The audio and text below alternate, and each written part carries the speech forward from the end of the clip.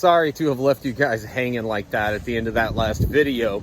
If you didn't catch it, basically what happened is I decided it would be a good idea to jump into the pool with my phone in a Ziploc bag, but with my phone, and I thought it shouldn't be that bad. It won't be in there that long. Make sure it's sealed. Well, I was wrong. And here's actually what happened. I don't think any water from the pool actually got in the bag. I had been filming earlier and my son kept splashing me, and I think he got most of the case wet and maybe some in the case. Not enough that it would really harm anything normally, but when it got in the bag, the phone is warm, the bag was warm, the pool was cool.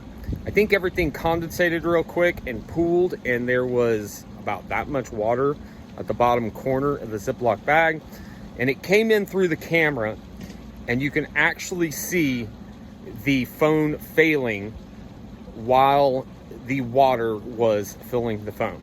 After that happened, I immediately took my phone out of the case, tried to dry it as best as I could with a dry towel, and turned it off and immediately tossed it in some rice.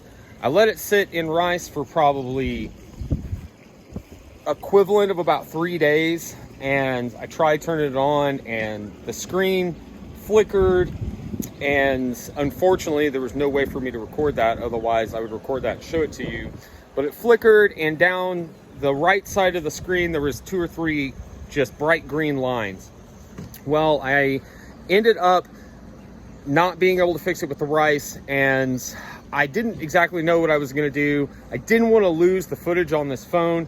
Spoiler alert, you guys have already seen the footage, so I was able to get it back. So I went to my insurance company, and because I didn't really have great access to the internet, I only have an iPad from forever ago that doesn't load everything. I couldn't fill out a claim with my insurance company, so my insurance company on my phone is Asurion, and to be able to do a warranty, you have to fill out a form online or call them. I couldn't do either. My phone wasn't working.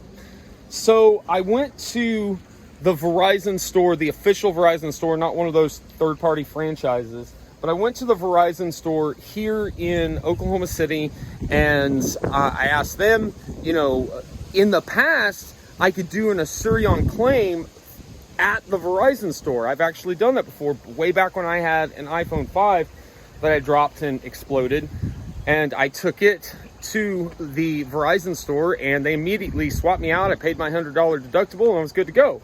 Well, they don't do that anymore, and they told me that I would have to fill out the form, call, or there was a shop here in Oklahoma City that I could go and take it to them, and they would take the claim and take the phone, and they could probably save my data. That wouldn't be a problem. They'd fix it and give me a loaner phone and all these dreams of grandeur.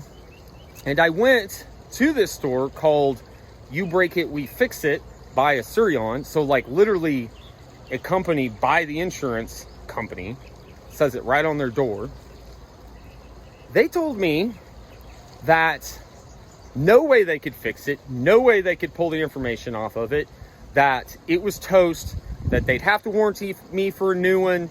They wouldn't even give me the price on what my deductible was. I later looked it up, and I think it was almost $300. It was like $280 something for a deductible to fix my phone.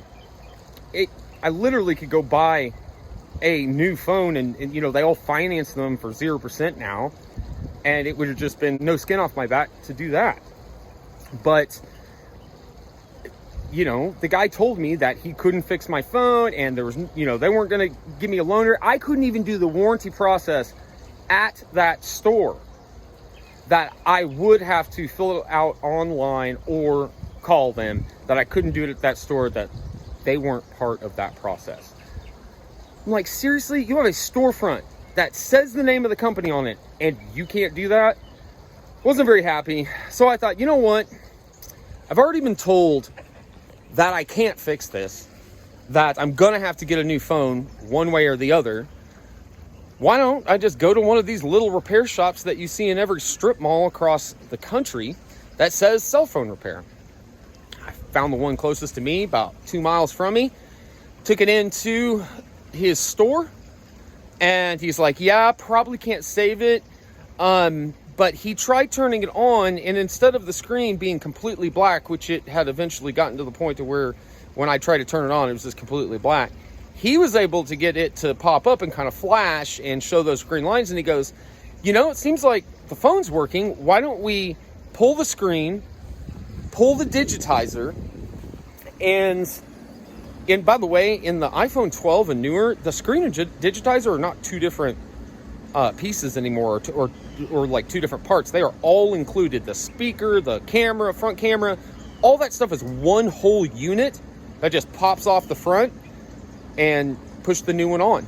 So he popped off the old one, sprayed it out with compressed air for like 15 minutes, popped the new digitizer and screen on, and it powered up and it worked fine. And I'm filming this video for you right here on that same phone.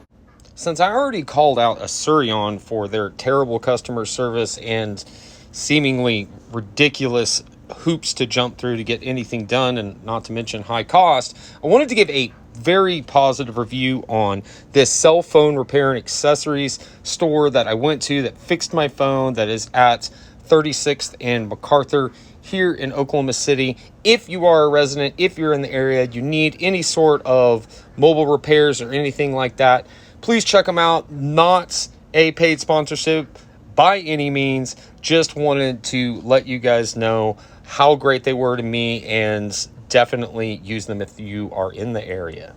So I was able to go and get the rest of the footage that I filmed, which you guys have been watching throughout this video and last video, and use it to make these videos and be able to film other videos. So I'm super stoked about that. By the way, the price on the fix was $159, and half of what it would have cost for me to warranty the phone and not be able to get my information off the phone.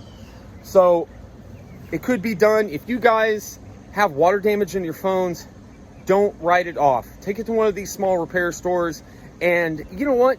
What's the worst that can happen? They pop it open, they realize it's damaged, the motherboard's damaged, the hard drive's damaged, the battery's damaged.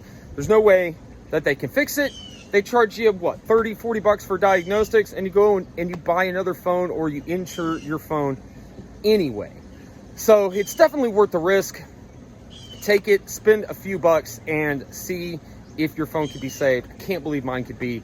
There's literally everything works, with the exception of the whole Face ID thing just stopped working, but everything else works.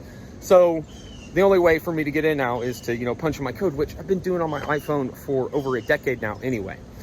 So I'm super stoked about that, and happy that my phone is fixed and working and filming these videos for you guys. So that's pretty much it. I want to thank you guys for watching. Don't forget to comment, like, subscribe. Tell me about your experiences with water damaged phones in the comments below.